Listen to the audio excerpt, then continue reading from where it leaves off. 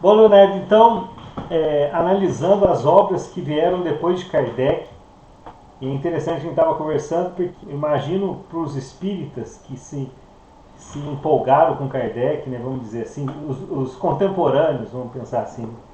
Se a gente se sente meio sozinho quando a gente percebe a passagem do Chico, né, a gente que é contemporâneo do Chico, a gente assiste aí o Divaldo também concluindo a sua missão.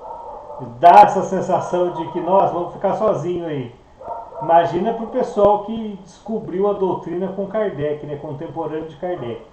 E das obras que vieram depois, eu imagino que as obras de André Luiz, junto com Chico, são obras também que iluminaram os nossos caminhos assim sobre a vida no mundo espiritual. Inclusive o próprio Emmanuel, no prefácio da obra Libertação, traz uma lenda egípcia de um peixinho comentando, referenciando André Luiz a esse peixinho, que é o peixinho que volta do oceano para falar para os que estavam naquele lago sujo que existia um oceano maravilhoso à nossa espera.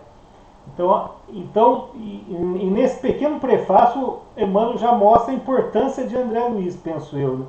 A importância de André Luiz e desse trabalho que ele desenvolveu com o Chico. E aí eu queria saber, na tua opinião, a posição de André Luiz nessa doutrina espírita que nos enriquece tanto com o mundo espiritual.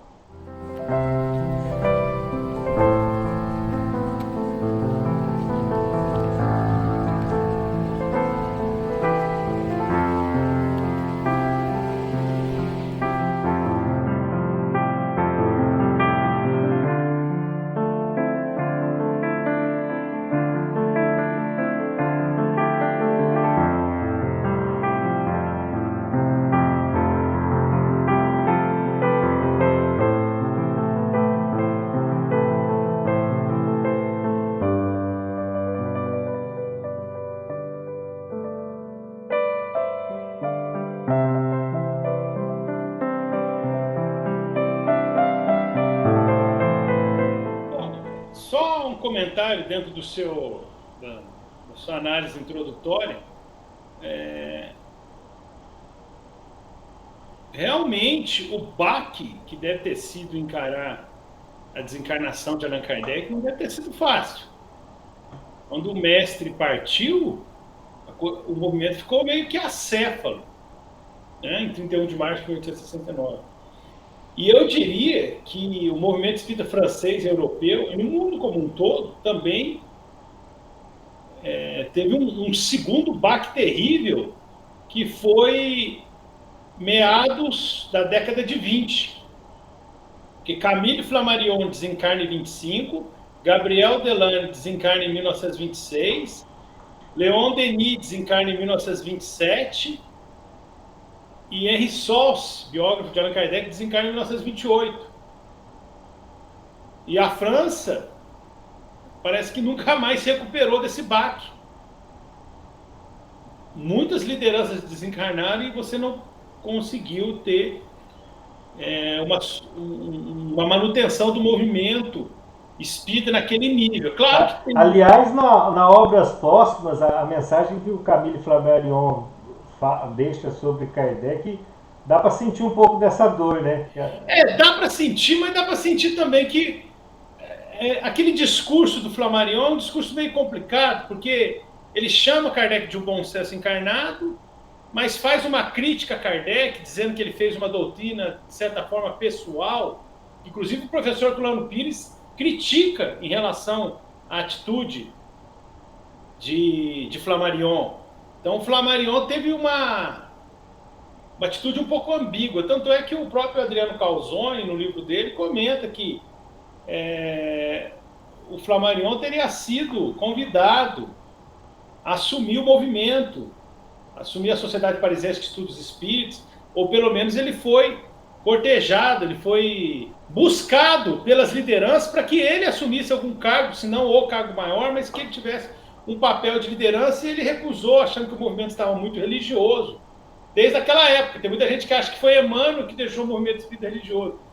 Desde aquela época, o Flammarion teria falado, não, o espiritismo para mim é uma ciência, e a maioria do movimento trata ele como uma religião, e o tipo de abordagem, eu não estou querendo participar. Então o Flammarion teve uma relação um pouco estranha. Na verdade, quem teve uma atuação mais de longo prazo dentro do movimento espírita foi em primeiro lugar, a família Delany, e no segundo momento, Leon Denis. Mas a família Delany, com Alexandre Delany, o pai, e Gabriel Delany, o filho, e depois Leon Denis, eles sim lutaram, viveram e morreram pelo movimento espírita. E aí, obviamente, enfim, né, a gente tem que entregar na mão de Deus, porque a gente não sabe o dia que a gente parte, a gente o máximo que pode fazer é dar a nossa parcela de contribuição. O que importa é a gente tentar fazer o melhor e tentar formar, dentro do possível, né, tentar também auxiliar os companheiros que estão aparecendo na seara aí para auxiliar, fazer o nosso trabalho e tentar auxiliar os outros companheiros que apareçam no trabalho também. Agora, em relação a André Luiz, eu diria que a obra de André Luiz é uma obra fundamental dentro das obras subsidiárias, porque Kardec não teve tempo de desdobrar uma série de questões associadas ao cotidiano do mundo espiritual, a rotina do mundo espiritual. As pessoas se esquecem que Kardec teve 14 anos. E o background, a base, da onde ele estava partindo, era uma base praticamente inexistente. Ele tinha algumas informações do magnetismo, ele tinha a questão da religiosidade cristã, mas ele não tinha uma base. Então, por exemplo, as primeiras perguntas que ele faz para os espíritos, ele pergunta: onde você está? Você está perto do médium? Como é que você se comunica? As primeiras perguntas, até a maneira, parece o pessoal, as mesas girantes e falantes, parece o pessoal na brincadeira do copo. Você não tem uma noção de perispírito, de atuação. Então tem uma série de questões. Você vê até algumas perguntas do próprio céu e inferno. Ele entendendo como é que era a percepção do espírito, como é que ele atuava. Então eram muitas questões, muito para o Kardec sozinho praticamente desbravar. Então era impossível, né?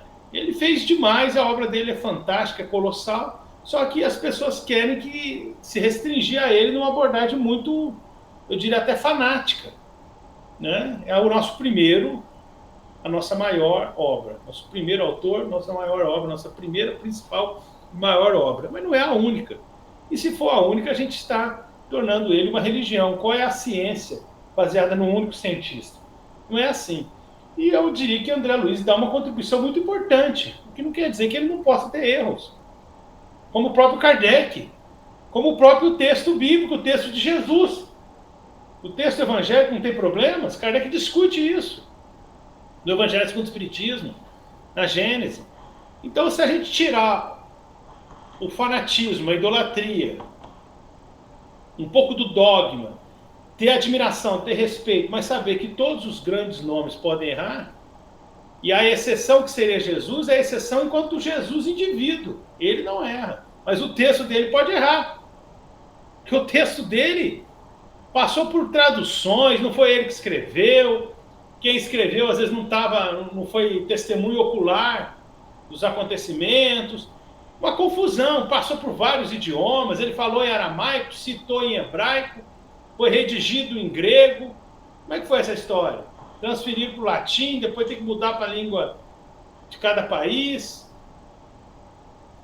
Tinha a Septuaginta, que eles citavam, depois os apóstolos trabalhavam, depois tinha os textos, aquela discussão se eram canônicos, se eram apócrifos, a tradição oral. Então, nós temos que ter esse cuidado, entender que o material que chega para nós tem limitações, por melhor que seja. E o material bíblico, evangélico, é um material que tem muitos problemas. Nós vamos desvalorizar? Não, vamos valorizar.